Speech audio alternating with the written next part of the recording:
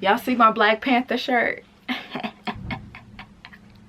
Okay, anyway. Welcome to La Vida Rosa. I'm your host, Pinky, and today I will be showing you how I grew my hair from this to this.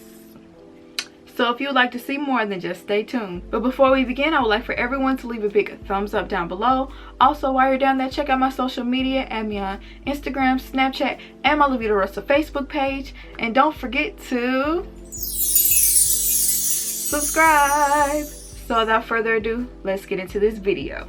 Okay, if you follow me on Instagram, you will see that I posted a picture of basically my hair growth journey, where I started and where I'm at now. And I have a full breakdown of my natural hair journey. If you want to see the full video, it will be linked down below. I'm not going to go into too much detail, but in 2015, I kind of did a second big chop. Once I cut my hair again, I decided to go on a mission of growing my hair back. Now, my hair doesn't grow like that like some people's hair do. I look at some people's page and they'll cut their hair at the beginning of the year, and by the end of the year their hair is as long as mine is. My hair does not grow at that pace, but I do have a few tips and tricks for those who are interested in how I grew my hair and retained its length. This is a disclaimer. This is a very high maintenance process. Like, if you're not willing to really put the work in, then these tips and tricks are not for you, because if you don't really put that time and consistency in there, then these tips and tricks are they're just not gonna work. The first tip I have is to wash and deep condition your hair weekly, especially if you're someone with color treated hair like me. I wash my hair every single week. Right after I wash and condition my hair, I always deep condition, and I usually don't use the same deep conditioning every single week. Sometimes I use the Shea Moisture Jamaican Black Castor Oil deep conditioner. Sometimes I'll use mayonnaise and egg, which is like a natural protein treatment deep conditioning type deal. I have a whole video on how I keep my color treated hair healthy and how to revive it and everything. If you want to see that video, a lot of those treatments I also use in my hair, and I'll link that video down below if you want to check that one out. Okay, so now I'm going to move on to tip number 2, which is oil your scalp and massage it nightly. And that was something new for me. I never really did that before, but I watched a few videos and they would say massaging your scalp after you oil your scalp would encourage growth because of the blood that you're stimulating right on your scalp. And not to mention, it just feels really good. It's really refreshing. I can't necessarily tell you what kind of oils are good for your scalp and for your hair growth, but I do know this Dew Growth Stimulating Hair Growth Oil really helped me. I consistently used this for like a year and I saw a tremendous amount of growth. So once I used like half the bottle, I would start filling it up with different oils. Like, I use Jamaican Black Castor Oil, which is like my favorite oil to use on my hair ever. My hair loves that oil.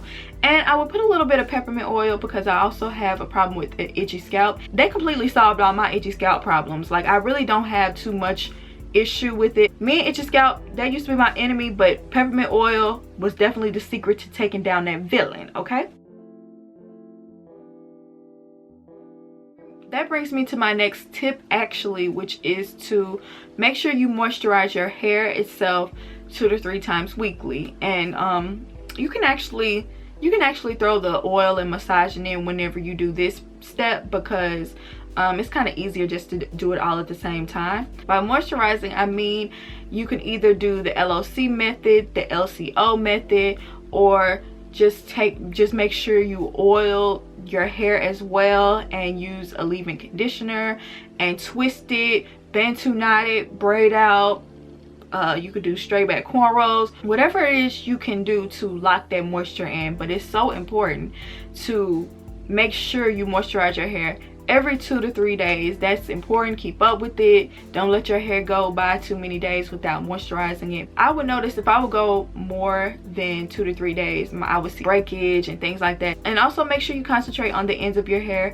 I used to always seal the ends of my hair in with oil, and I recently started using the Shea Moisture hair balm, and I see a total difference in my ends ever since I started using that hair balm. I don't know if Shea Moisture is the only company that makes it, but get you some hair balm, and then when you get down to the ends of your hair, seal the ends with the hair balm, it completely changed the game for my ends. I know I keep saying change the game, but it really did. I started seeing a difference in my ends, and it started being more healthy, and it didn't feel rough as quick as if I just didn't do anything to my ends. That's a bonus tips. Make sure you pay attention to your ends. They are so important to length retention.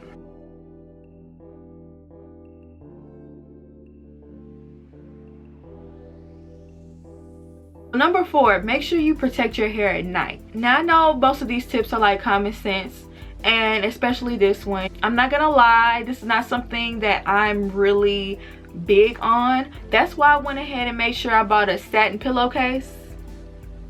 Okay, because I'm ashamed to say sometimes I'm so lazy I don't even feel like putting a bonnet on or tying my hair up or protecting it in some other way. So I just have this satin pillowcase for my pillow, so when I go to sleep at night my hair is somewhat protected. So I would recommend getting a pillowcase if you're like me, you lazy and you don't like always tying your hair up. Sometimes I like to be free and I don't like to have my hair constricted.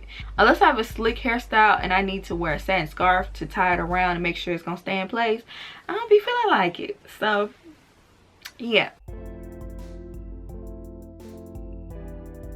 Now I put number 5 on here as consistency and patience, because it's going to take both of those to get your hair to grow, for you to like get in the groove of taking care of your hair. Sometimes you want to be lazy, but you got to push yourself out of that and, you know, kind of develop a schedule. And even if you lay your head down and you realize you didn't twist your hair, get right back on up. Trust me, eventually it's just going to become second nature. It's just something just gonna go off in your head, like you got to do your hair tonight, make time for that. And you know, you'll become an expert at twisting. You could like compete in the Olympic twister games. Like you could win the gold because you're gonna twist your hair so fast. You know what I'm saying? That's how I became after a while, because you know, I was so determined to grow my hair and keep it healthy. Everybody's hair doesn't grow like that, so you got to be patient and know that your hair is going to grow at its own pace. And don't look from side to side, look forward in the mirror while you twist your hair. Don't be looking at nobody else and comparing your hair growth to their hair growth, or looking at your favorite YouTuber whose hair is down to her knees now when it's straight, or me or anybody else, because I found myself doing that and I feel like that only like discourages you and it kind of like demotivates you, and you don't want to do that. You want to focus on you and your hair, because that's what really matters at the end of the day, right? That's what we're all here for.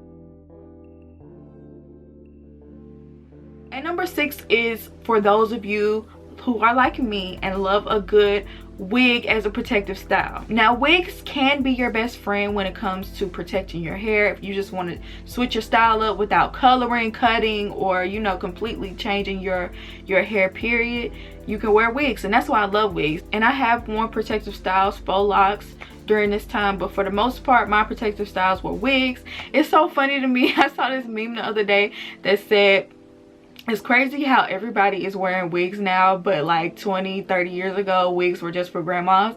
But like, no, for real, everybody wears wigs, everybody loves wigs. It's like one of the greatest protective styles in my eyes. But you must realize that you have to take care of your hair underneath these protective styles. You just can't throw a wig on your head every day for like a month and not take care of your hair underneath. Your hair needs the same amount of care. It probably needs a little bit more. All those tips and tricks I gave you before, you still have to do those same tips and tricks the same amount while underneath your wigs, because you can't expect your hair to grow and you just throwing it to the wayside, you're not taking care of it. When I have my wigs on, I still oil and massage my scalp. I still moisturize my hair every 2 to 3 days. I still protect my hair at night. I still wash and deep condition my hair every week. Like, you still got to keep up with it. Just because your hair is underneath these wigs, that mean you can forget about it. You still have to take care of your hair underneath. You can't do that if you want your hair to grow. It will turn into a big dread, or I've seen some people's hair mold up, okay?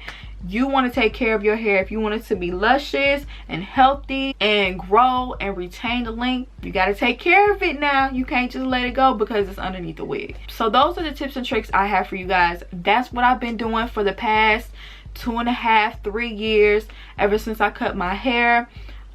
You just got to show your hair love and pay attention to it, and really take that time out to care for it, and your hair will grow. It will. My hair went from shaved down to the bone to now it's almost boob length. So, ooh, I hope that didn't mess up my curl. I think it did. Anyway, let me know if you found these tips and tricks helpful, and also tell me some of your tips and tricks that you've had in your hair growth journey for how you grow your hair and how you retain your length. And I hope you enjoyed this video, and I'll see you in my next one.